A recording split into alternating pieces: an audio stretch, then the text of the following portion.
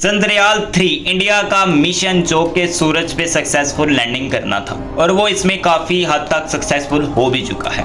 इससे पहले 2 मिशन भेजे गए चंद्रयान-1 और 2, वो पूरी तरह फेल हुए और दुनिया वालों ने इंडिया का मजाक उड़ाना शुरू कर दिया कि इंडिया से ये काम नहीं हो सकेगा और बहुत से ममालिक ने ट्वीट भी किया कि इंडिया ये काम नहीं कर सकता।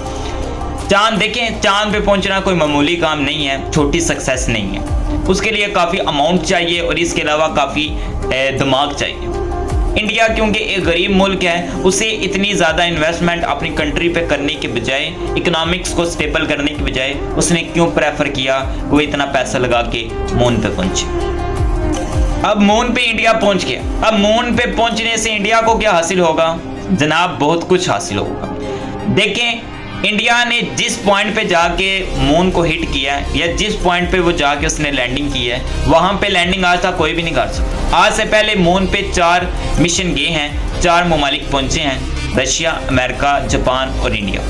आपको मून का सिर्फ एक फेस नजर आता है जिसको आप जमीन पर खड़े होकर देखते हैं, वो है साउथ पोल। साउथ पोल के बैक पे ही बिल्कुल डार्क हिस्सा है मून का, जहां पे सूरज की रोशनी नहीं पड़ती और इंडिया ने उस पॉइंट पे जाके हिट किया। और इंडिया ने इससे पहले ये भी कहा था, प्रिडिक्शन की थी रिसर्च को लेके कि चांद पे पानी मौजूद है।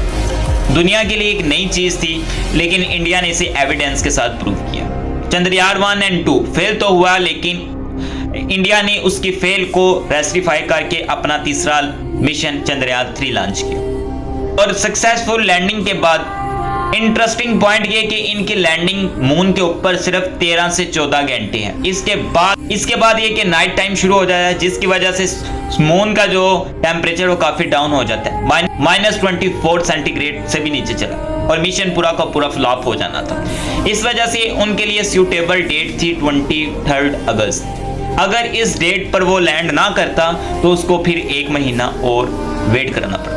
लेकिन इंडिया सक्सेसफुली उसने लैंड किया उस पॉइंट पे और काफ़ी कुछ रिसर्च की। एक तो इस मिशन का मकसद पहला ये था कि वहाँ पे डिस्कवर करना पानी, कि वाकई वहाँ पे पानी मौजूद है या नहीं। दूसरा मेन इंपॉर्टेंट चीज़ होती है मिनरल की सारी गेम होती है। मिनरल की वजह से वहाँ पे कलेक्ट करना होता है। कुछ रेडियो एक्टिव सब्सटेंस प्रिडिक्शन ये है और कुछ इसी तरह लिथियम, लेड वगैरह के मिनरल्स वहाँ पे कलेक्ट करना।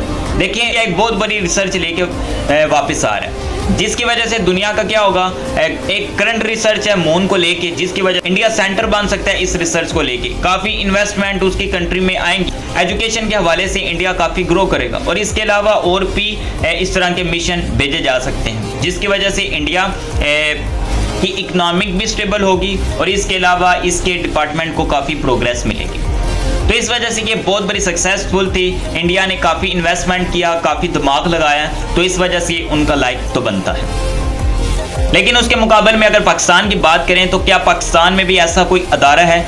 लोगों को पता ही नहीं, पाकिस्तान में रहने वाले लोगों को ही नहीं पता कि पाकिस्तान का भी शायद कोई इस तरह का डिपार्टमेंट है स्पेस से रिलेटेड। देखिए, पाकिस्तान का जो डिपार्टमेंट है वो है स्पार्को, और पाकिस्तान ने उस वक्त अपने सैटेलाइट लॉन्च किए थे स्पेस के अंदर, जो इस वक्त भी 6 सैटेलाइट पाकिस्तान के स्पेस के अंदर लॉन्च कर रहे हैं, जब इंडिया वालों को खबर तक नहीं। जब पाकिस्तान ने लॉन्च किए थे, ये जुल्फ़िकार अली भुट्टो के टाइम में 1971 से लेके 1977 की बात है। जुल्फ़िकार अली भुट्टो के दौर में स्पार्को यहाँ पे आई और उन्होंने डिपार्टमेंट बुनियाद रखी, जिसके हेड थे अब्दुल सलाम साहब और उनके 5 मेंबर थे, जिन्होंने इस डिपार्टमेंट को बड़ा ग्रो किया।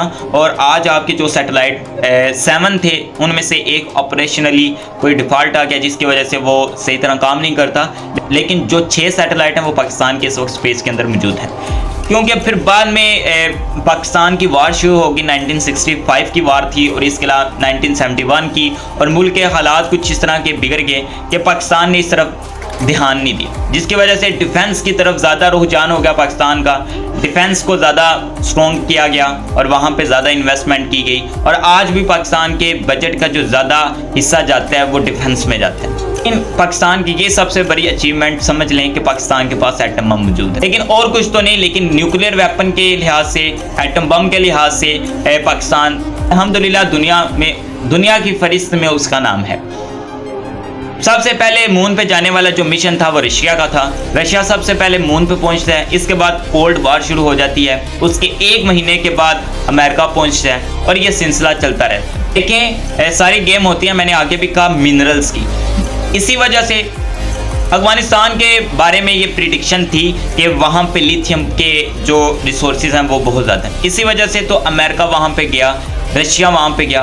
पावर का क्या है, पावर तो उनके पास बहुत है रशिया और अमेरिका के पास, लेकिन मिनरल्स चाहिए थे। अब मिनरल्स क्यों? क्योंकि दुनिया ऑयल से हटकर अब इलेक्ट्रिसिटी पे, सोलर पे, इन चीज़ों पे शिफ्ट हो रही है, जिसकी वजह से मिनरल्स काफ़ी रोल प्ले करते हैं। लिथियम के और इसी तरह लेड के जो ऑक्साइड्स हैं वो काफ़ी रोल प्ले करते हैं इन चीज़ में। तो लिहाजा उन रिजर्व्स को हासिल करना था। रशिया का एम भी यही था, अमेरिका का भी एम यही था, लेकिन वहाँ के लोगों ने अपने कंट्री को डिफेंड किया और इन ममालिक को निकाल दिया। लेकिन चाइना जो कि बड़ी सॉफ्टली तौर पे, बड़े फ्रेंडली तौर पे अफगानिस्तान के अंदर घुस गया और कुछ रिजर्व अफगानिस्तान को देगा और कुछ रिजर्व खुद रखेगा। इन सारी गेम में चाइना बेहतर है।